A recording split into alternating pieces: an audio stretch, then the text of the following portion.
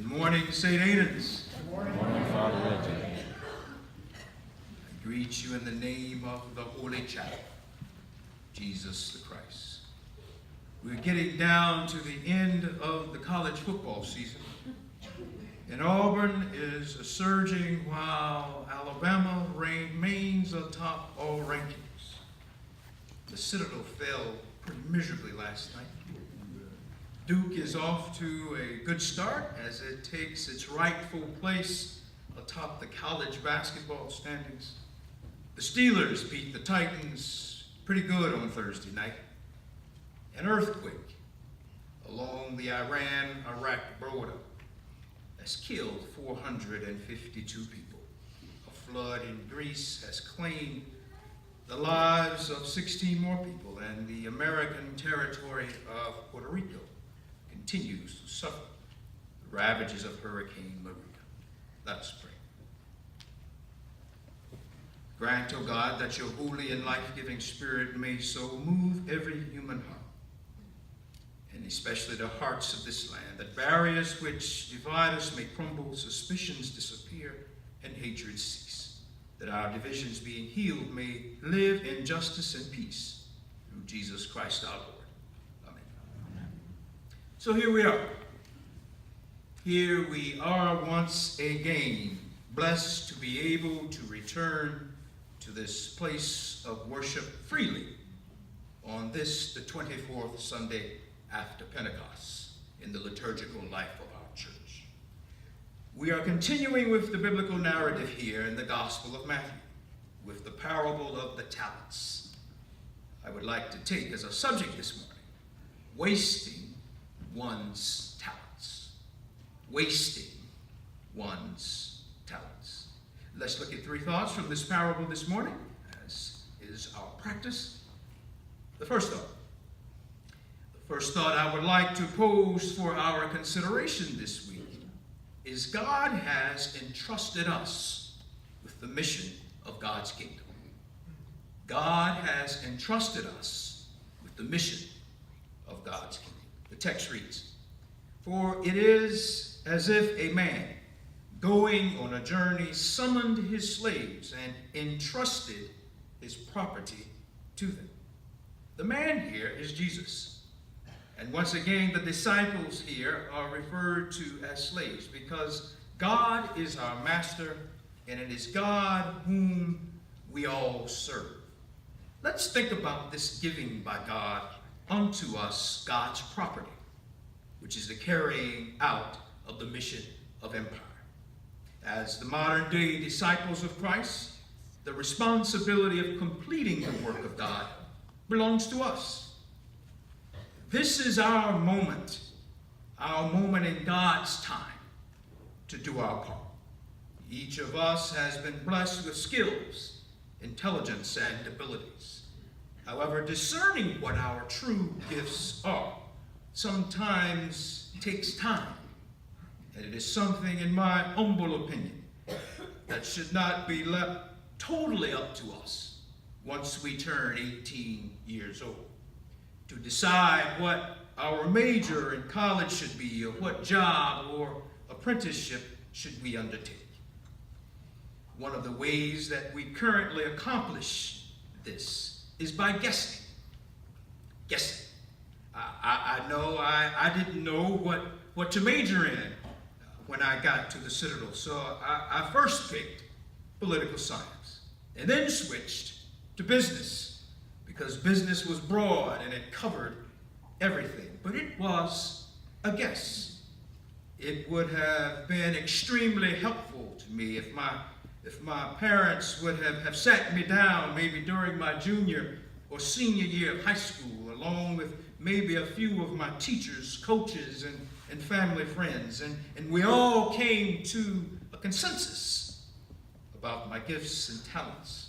Think about how valuable it would have been to have had one's third grade reading teacher talking with the high school English teacher in conjunction with parents, and some input from coaches, ministers, and all whom are dedicated to giving insight into what they believe the best course of action to maximize the gifts given unto us would be. part of the reason God's mission here on earth does not receive more attention and development is that we come into it with the knowledge of our gifts and purposes in this life, oftentimes by chance, guessing, or very late in life. We subject ourselves to the loving, we should subject ourselves to the loving scrutiny of those that love us, as that would enable us not to miss the mark with our college educations or choice of vocation. Because when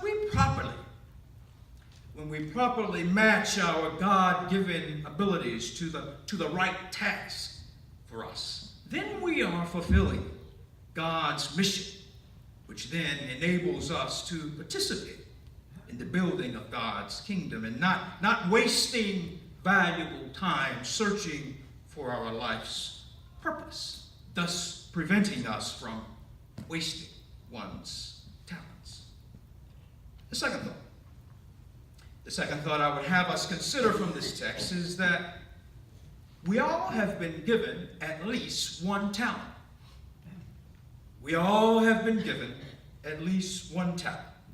The text reads, to one he gave 5 talents, to another he gave 2 talents, and to another 1. So every one of us has at least one talent.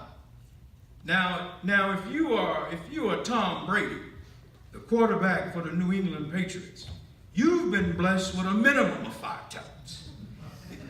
Let's just look at 5. He graduated from the University of Michigan, one of the best schools in the land, with a bachelor's degree in general studies with an emphasis on business and psychology, with a 3.3 grade point average. So he's a very smart guy.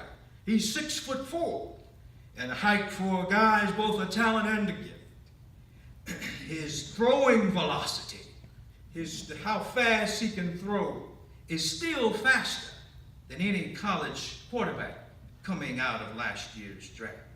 He has an incomparable will to win, and he's a good-looking guy, as he is straight out of central casting to be the face of an international league that is seen weekly around the world. Now I don't have the gifts of Tom Brady, but all of us have been given at least one talent, strength, or ability that no one on this earth has but us. No one on this earth has but us. Our task is to find out what that is and maximize it for the glory of God. The more we develop our talent, the more God is glorified through us. The more we develop our talent, the more God is glorified through us. I listened to Jahi's singing voice, Bob Stetcher's ability to cook, or Curtis Mills' ability to build and sustain a privately owned enterprise that focuses upon solving business problems and delivering results. Some go through this life and never develop their talents. They hide them in the ground out of fear, like the disciple did here in this text. Or they never take the time to discover them, or they bury them with self-inflicted wounds from apathy, laziness, or lack of self-evaluation. Some are blessed with natural abilities, be they intellectual or having the perception to envision a building that's not yet there, but they can go out and build it with their hands. Others have been blessed with compassion, extraordinary listening skills, or athletic prowess.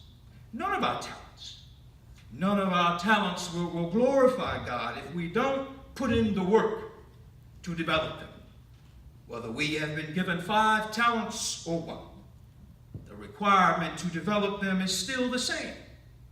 For it is in the development of our talent that God is glorified It is in the development of our talent that God is glorified. Wasting one's talents. Wasting one's talents. The final thought.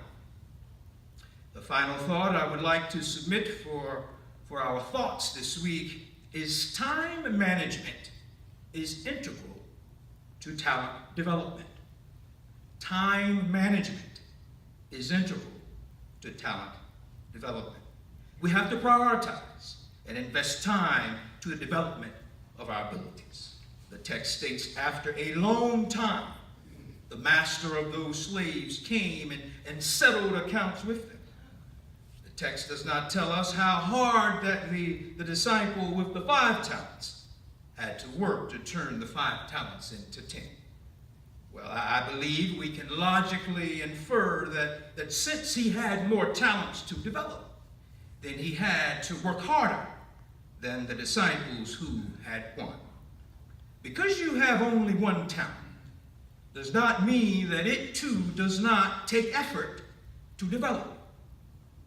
Because you have only 1 talent does not mean that it does not take effort to develop. Whatever our unique ability or abilities are, it will require us to perfect it.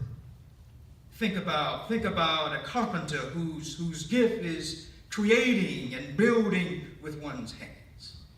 How say if your skill is building cabinets, and after 5 years of perfecting this craft, everyone in the city now wants to purchase a cabinet from you, such that you cannot build enough of them. Because you have only 1 talent does not mean that God cannot be glorified through one's perfecting of the building of the cabinets. God has a mission for each of us in the building of God's kingdom.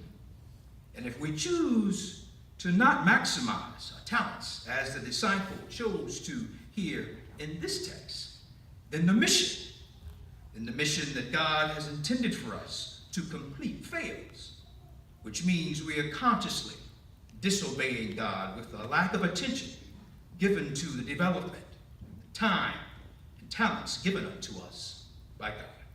No one else has been given our unique ability. No one else has been given our unique ability. What is your talent, St. Aidan? What is your talent? As you look at your life, have you maximized your talent, or have you hid it in the ground because of fear? Whatever your gift is, it's not too late. Whatever your gift is, it's not too late. For as long as you have the will and life in your body, you can look deep inside yourself, dust it off from the deep recesses of your mind, and get to work. Get to work. Get to work glorifying God with your talent. This world needs your talent. Don't you be afraid to be you. Don't you be afraid to be you. To go back to school, start your own business, sing in the choir, paint a picture. Whatever your talent is, don't waste it. Don't waste it. Don't waste it while you still have